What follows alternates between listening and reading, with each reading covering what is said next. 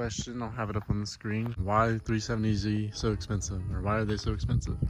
Well, right now, basically all the cars are expensive because it is not the time to buy a vehicle right now. The market's up, and also the 370Z is technically discontinued now, so maybe that could be a role of why the values of them are going up a little bit, but mainly just the market for cars is just bad right now. So, but if you are looking for 370Z, definitely get a 2013, mainly 14 and higher. If you get a 13, get a late 13 model to avoid the galley gasket problem. The reason 370Zs are so expensive right now is because the market's up. So just be patient, wait for the new Z to come out. Hopefully the value of these will drop.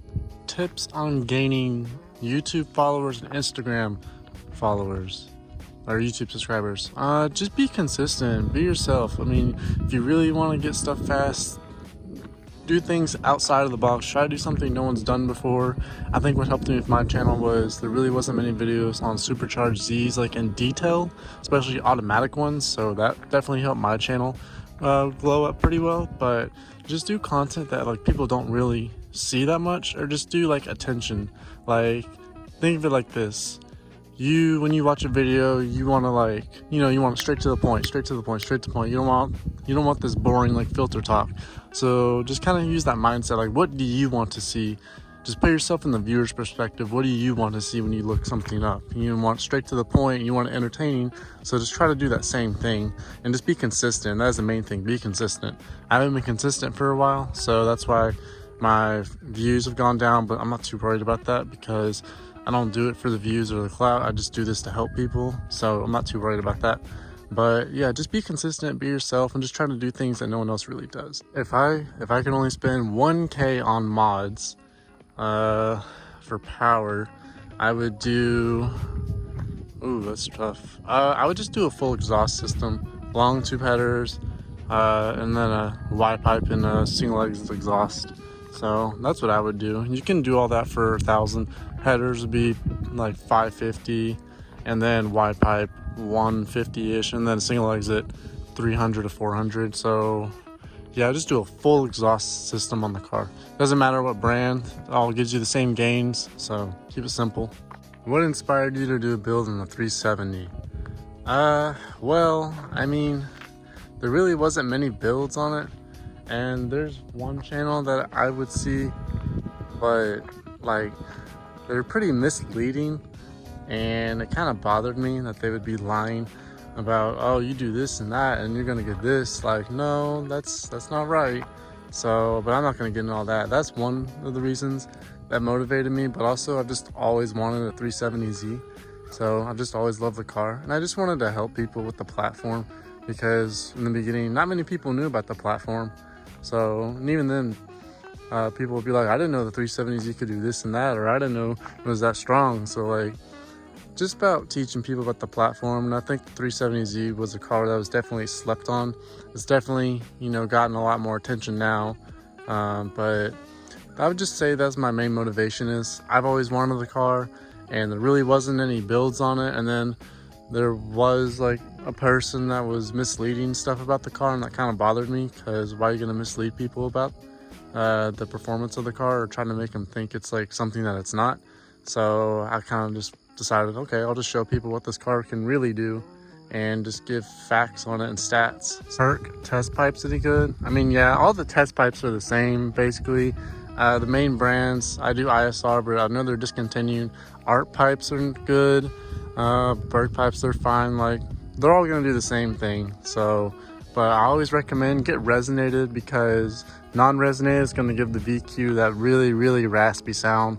So even I have resonated test pipes, and the tomei makes it really raspy still, and I'm thinking about getting a resonated Y pipe to help with that rasp. But all the test pipes are basically going to give you the same power, resonated or non-resonated. If you get high flow cats, you will lose a little bit of power, but I understand for like California, you need it to pass emissions. So non-resonated or resonated, same gains, doesn't matter the brand. Is Motordyne exhaust worth it? I wouldn't buy it new. I'd try to get it used. I have a video, I'll put it on the screen, of the tomei compared to the Motordyne. The Motordyne does sound really good. I think it just takes the perfect combination to make it sound perfect. That's just me, because I have heard one that sounds really good with a perfect combination. I think it had tomei headers and a tomei wide pipe.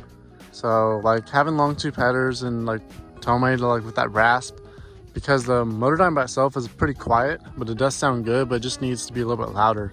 So I think putting the tomei with the Motordyne kind of best of both. So, but Motordyne, I wouldn't pay $2,000 for it, honestly. I'm not a fan of dual anyway, because dual exit is less power and less torque than single exit. But I understand some people just want it for the looks, but I wouldn't pay $2,000 for it. But it is top of the line, so great exhaust. I just wouldn't pay $2,000 for it. If you can get it used, get it used. 350Z or 370Z? Okay, well, depends on your budget. If you're gonna do 350, do an HR. Boost it, call it a day. 370 if you want a little bit nicer quality interior. I like the 370Z look more. I love the motor more. They're both pretty similar. I mean, I'll take either one. Both are great for boosting it. But if you want a cheap build, do a 350Z HR in 07 to 08. But if you want, like, you know, a little bit nicer quality, like, well, not quality, but like a little bit nicer interior, looking a little bit more modern, do a 370. Just depends on your preference. So I like 370. Like, it looks great on the outside. The inside, yeah, it's a little outdated, but you can put an Apple CarPlay radio in there, change the seats, like, and then it looks great. Or change the steering wheel like I did, and it looks great. So 350Z, you're gonna have to change like the whole interior to make it look a little bit more modern, but it just depends what you're buying it for. If you just want straight up power and fun, 350Z. If you want a little bit of luxury-ish, well, not luxury, but a little niceness and power and performance, then 370 is the way to go. Do I ever plan on coming to the East Coast for a video? I mean, maybe one day. If my channel ever gets big enough, then yeah. I mean, if I can just afford to just, you know, like take off work and go do that, yeah, I would love to do that. But right now, I'm not popular enough, I guess, to be doing things like that. So it's never really crossed my mind, but I'm always open to like meet up with you guys or hang out if I ever have the chance. So maybe one day, or maybe one day I'll take the Z up there, who knows? Okay, another good question about where you get your car tuned and does the altitude affect it? Yes, like where you get your car tuned, it does matter. I mean, like I'm tuned in Texas, so the humidity and everything, the car is used to that. But if I take it up north, it is gonna run a little bit different. It might run better because the air is not as humid, or the air could be colder, so it'll make more power. But it doesn't really like hurt the car. It's gonna compensate, like it's gonna adjust a little bit, but it's not gonna be perfect because again, it wasn't tuned for that area. Should I change my transmission fluid after 110,000 miles? Yes, you should. I changed this one's transmission fluid, even though it's a manual, but the automatic transmission fluid was just changed at like 116,000 miles, and it's been running fine. So I would change it if I were you. It can't hurt to change it at all.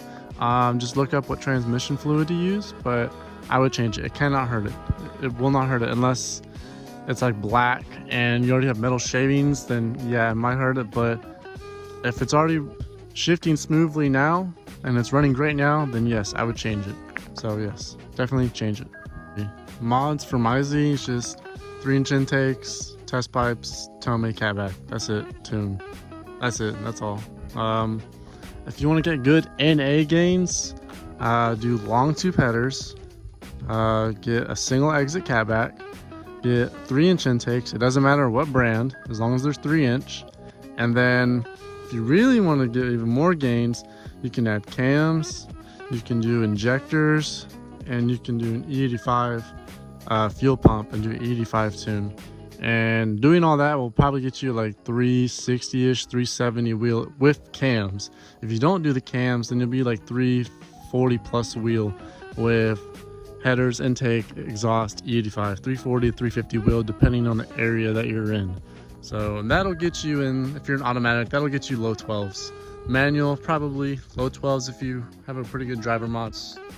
What I would say do if you want to be quick for NA, or you can always do nitrous. Nitrous would definitely make you a lot faster, or you can just save and boost, because NA, like these cars, they're getting outdated. Obviously, they can't compete with much anymore since the Camaro, the Mustang, the Challengers have gotten so much faster. But I mean, if you want a quick car, then yeah, do those mods and this will be a low 12-second car. It's still plenty quick, but yeah, those are the mods I recommend if you want to make your 370Z quick or 350Z quick.